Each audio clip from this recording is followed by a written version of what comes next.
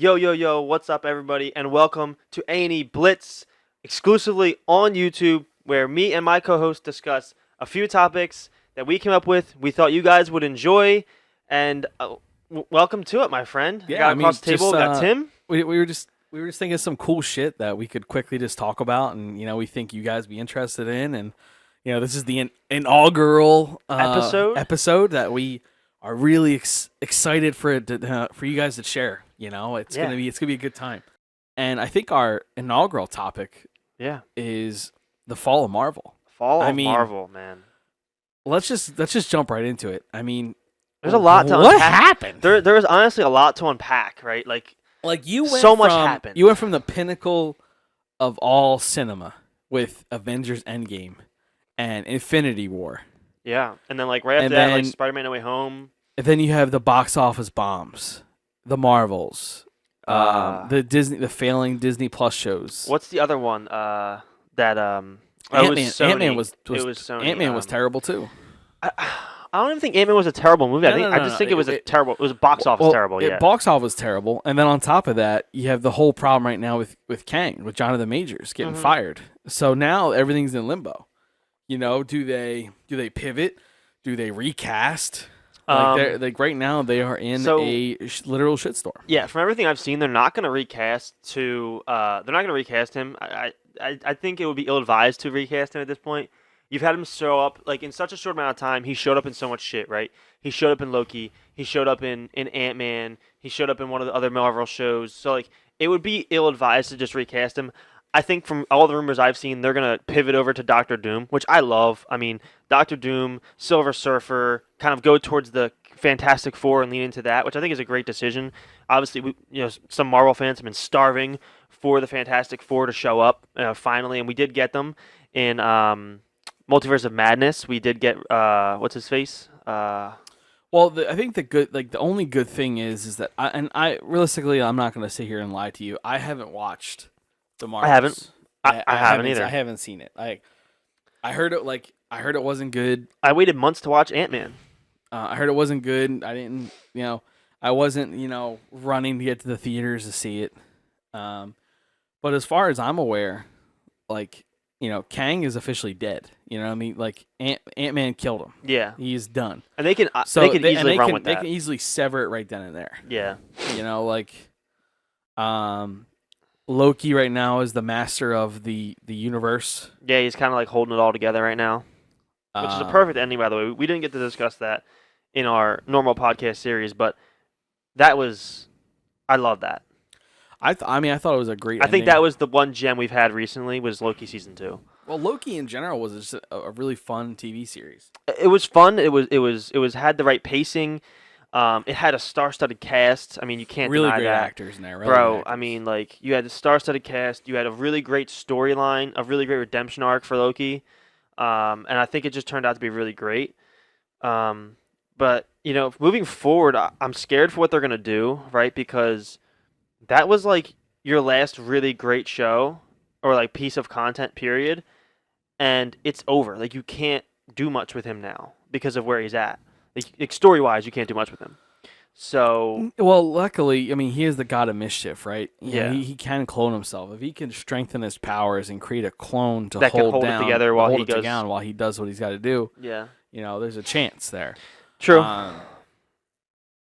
But they can pivot away from the multiverse. They have Doctor Strange can. He's been repairing holes in the multiverse. Obviously did it with No Way Home. But I feel like you can't because if you're going to have the Fantastic Four in there, right, which it looks like that's where they're going with their next big bad is Doctor Doom and eventually Silver Surfer and then into Galactus. You can't really sever the multiverse yet because the Fantastic Four don't exist in Earth 999, which is the Marvel movies. Well, they haven't universe. Closed everything yet. And at the end of Doctor Strange, he's in a different universe. Yeah, he does. He gets that third eye thing and walks through or whatever. So he is out and about. Yeah. So there are segues to that where they can get away with it. But in terms of Kang, I think he's tied up all his loose ends just about. I don't think you even try and move forward with Kang. Honestly, it's just between Loki doing what Loki did and Ant-Man doing what it did with the character, it's time to just cut it, bro. Like, especially like, it's just such a tough situation, right? Because at first it came out Jonathan Majors was guilty, then it came out that he was innocent, and it was actually fake, and then it came out that it was true, and he's been been like charged with it. So it's like, man, like, what a whirlwind for Marvel.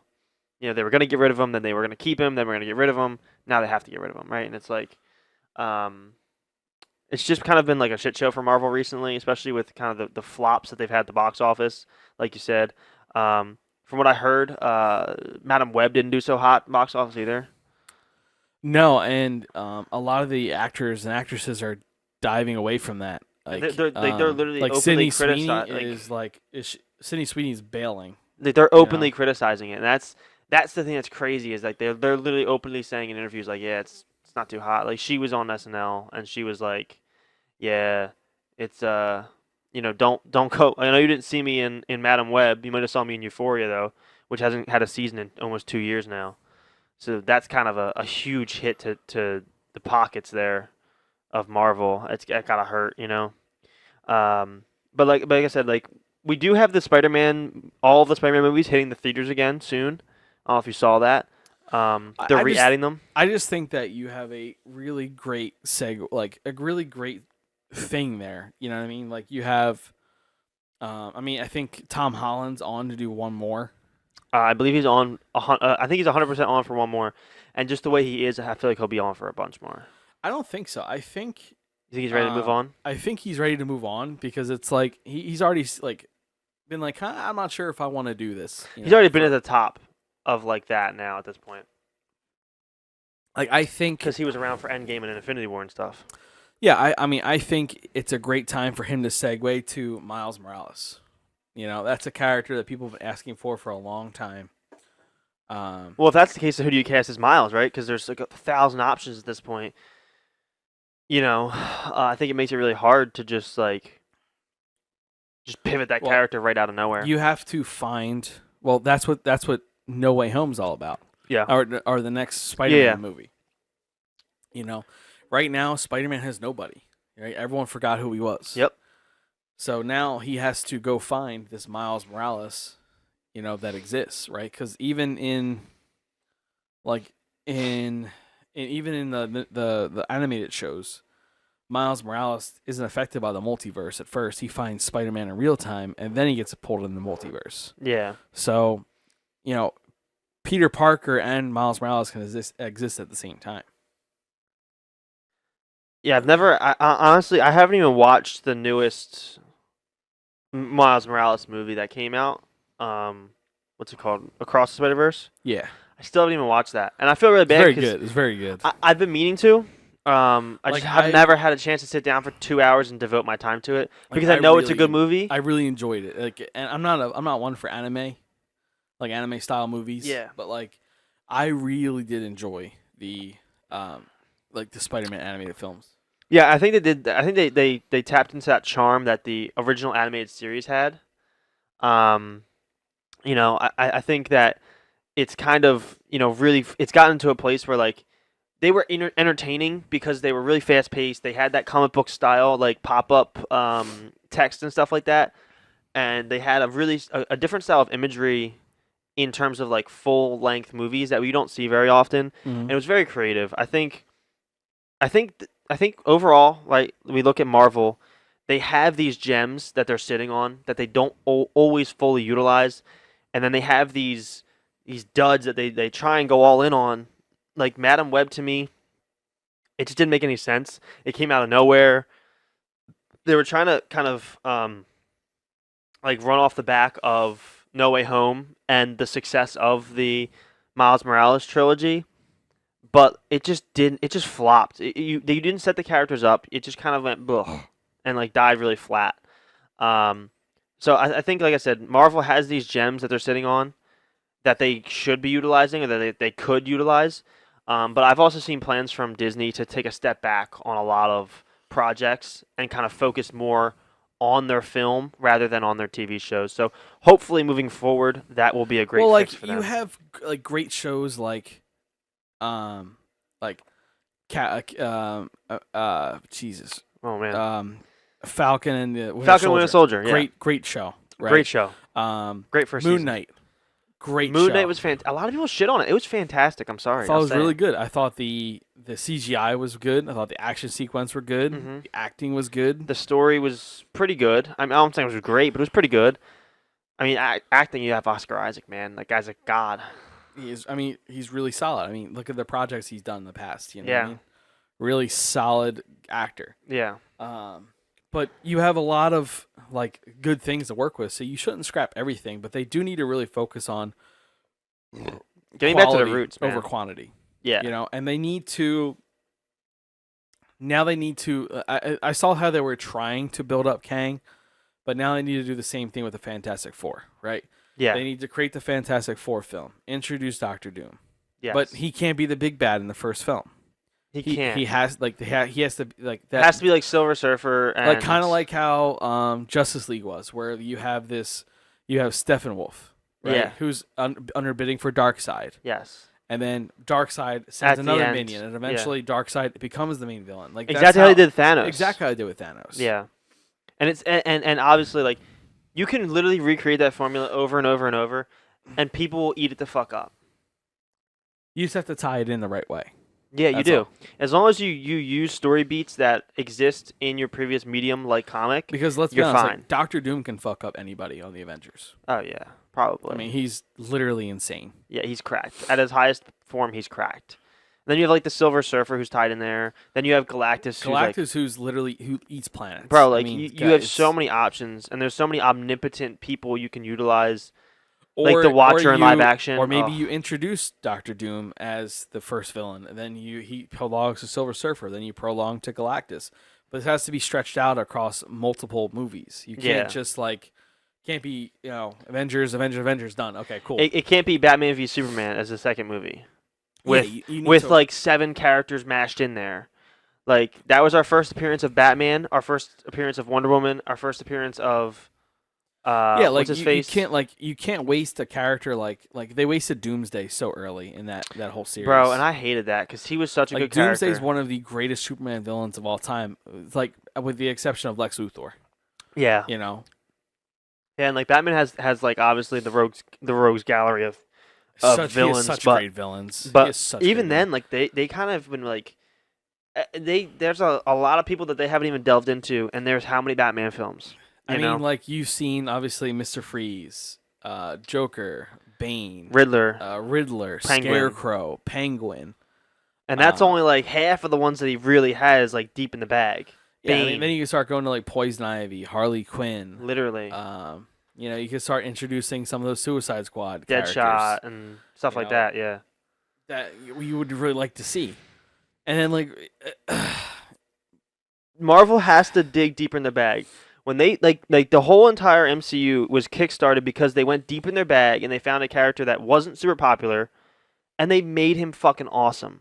They took Iron Man and just turned him into like the best possible like introduction to the MCU, and they need to find that beat again and really find the next character who's gonna step up to the plate and hit a home run for them. Because right now, with the duds that we've had over and over again, it cannot continue this way.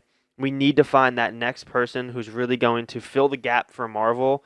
And it could be a Sony character even, or somebody that they've, like it could be the X-Men, right? Like they've acquired the X-Men back from Fox. So it could be them too. Maybe they'll step in and fill the gap. It could be this new Deadpool film, right? That's supposed to be a hit. There's some small things in the works, like X-Men is something they haven't really explored that should be explored. Yeah, and you don't even have to go with the staples like Wolverine and Professor X and like all that. You can go and you can create a story about a TV show if you want, or even maybe a movie about what's his face, the Beam guy. What's his name? Cyclops. You could give us the only thing is though is that you can do this one of two ways. You can either introduce him at the beginning of everybody else, where you introduce Professor X, right? Because obviously you need to have a base. Or that's what I'm saying. I think you start with a character like that, and then. Well, you can also do this. You can also have it set past the school, and then you back tell the story as the movie progresses or the TV film progresses. Yeah, like to me, like I feel like Cyclops is a character that people know well enough, but they're not in love with, and they don't really know his full story. Because there's a lot of story behind him. I'm sure there is. I haven't read the comics. You could also introduce like Storm, Beast, Storm, Psylocke, Storm. Storm, Jean Grey. Yeah, like I feel like Rogue. Rogue's a great character. Rogue is a great character, and there's a lot of characters on the X-Men who have been explored already. Like we've already seen Charles's whole background. We've already seen Magneto's whole background. Wolverine's literal 100 years past. The only thing that sucks is that like you need Magneto and Professor X, like in some way, shape, or form. Yeah, because they are really the catalyst of the light and dark fights in their respective like categories. But like they're also some of the strongest mutants from a young age to even in their old times. Well, even like if you go to somebody like Quicksilver, right? Like that one scene in Days of Future Past made him made Evan Peters a mega star. Yeah, he was a star. He was known. That was a cool scene, bro. That 2-minute segment was the hit of the movie. They introduced him in WandaVision. Yeah, like dude, that was funny. It's a hit, and so like you can lean into a character like that. Like, how did he get his powers? What does he do? How did he survive until that time? How did he utilize them? Because like he wasn't hiding them. He wasn't being open about them. He was robbing stores. Like, give us his backstory in that term. Like, give us a bunch of people. If it's a TV series that introduces them one at a time in each episode, like one episode Cyclops, one episode's, Quicksilver, one episode's Jean Grey, one episode's Rogue. Well, like, that's fine. And you've seen like TV shows like that where like the first couple episodes are like individual stories. That, like towards the end of the episode, like they introduce them. Like for example, they find a way to the group. You could do like you start off with Cyclops. You know, he is going through high school, troubled, whatever, having trouble getting through his powers, getting bullied or whatever. Blah, blah, blah. Some incident happens, and then at the end of the episode, when you hear the sirens going off or the police, you see Professor X roll up and go, "Come on, kid, get in." You know what I mean? And then you do these episodes filling in like the backstories of these kids and how they got to the school. Then you can either fast forward or you can have them get to the point where they're at the school or they're forming the X-Men. You can do any sort of thing, but you do need a backstory. Do like the 12-episode series. Like, even though they've done the backstories already, but like if you're going to establish a ground zero with new actors, new unknown actors, establish ground zero, you have to go that route. Yeah, and I think you do that, and I think what you do with it is you do a 12-episode series, make the first 7 or 8 episodes about these characters having their introduction, right? So you do Rogue, you do Jean Grey, you do, you do Magneto, you do Beast, you do Cyclops, and then you take all those characters, Quicksilver, take all those characters, and then by episode 7 or 8, you see them all start to come together to, at the school, and the last 4 episodes are now them fighting this bigger threat that's overlurking everybody for that first season. And then if that goes well, right, you can turn it into a second season or you go into a movie. I just think that Marvel has made so many missteps recently, and they really need to pivot away to something else. Yeah, I mean, everyone knows that like the X-Men's popular, Deadpool's popular. Yeah. They need to introduce those characters to and they have a giant rogues gallery as well. Like you very well have already established the main timeline for the Avengers. Now I need to loop in these other characters. Loop in Fantastic, loop in X-Men. Bring your universes together and make them, like, unify them a little bit and give us, they really just have to listen to the people and give the people what they want. I think that's the end of the story. I think they need to give the people what they want. Yeah, because there's too many fans that they're asking for things that aren't being given. Like just like in Kang, they're going down too many different timelines. They need to go back to the sacred timeline. Yes, they do. That's it. I think Marvel's made a lot of mistakes. There's still a chance to reel it back in, but it's got to be quick, and they got to pivot like now, if they're gonna save themselves. But I think that's the end of the first episode of Blitz here. If you guys, the inaugural episode. If you guys did enjoy it, make sure you go ahead and subscribe here. Follow us over on Twitter and Instagram. If you would like to support us any other way, we do have a website for you guys. You can go and pick up some A&E merchandise, t-shirts, hoodies, the most comfortable in the game. You guys know what it is. Any final thoughts from you, my friend? Anything you want to end on? you know, we always try to give you guys what we think you'll enjoy. So let us know down in the comments if there's anything that you want to see, and we will try and make it happen as best we can. We will be having Blitz episodes every single week, at least one, maybe a few for you guys to listen to. And eventually we will have video coming to you guys as well. If you haven't yet, go ahead and follow us over on Spotify, Apple Podcasts, Google Podcasts, wherever you guys listen to our full-length podcasts. Go ahead and follow us over there as well. We release episodes every Monday at 8 a.m. This episode series is going to come out at least on Tuesdays at 8 a.m. It could also be Thursdays and Saturdays as well if we decide to do extra episodes that week. I think that's kind of it for us today here on A&E Blitz. If you guys did enjoy it, like I said, subscribe, drop a like, leave us your comments on what you think. Any questions or concerns, you can go ahead and leave those as well. And we will see you guys in the next episode of A&E Blitz. I'm going to say peace out and sign off here.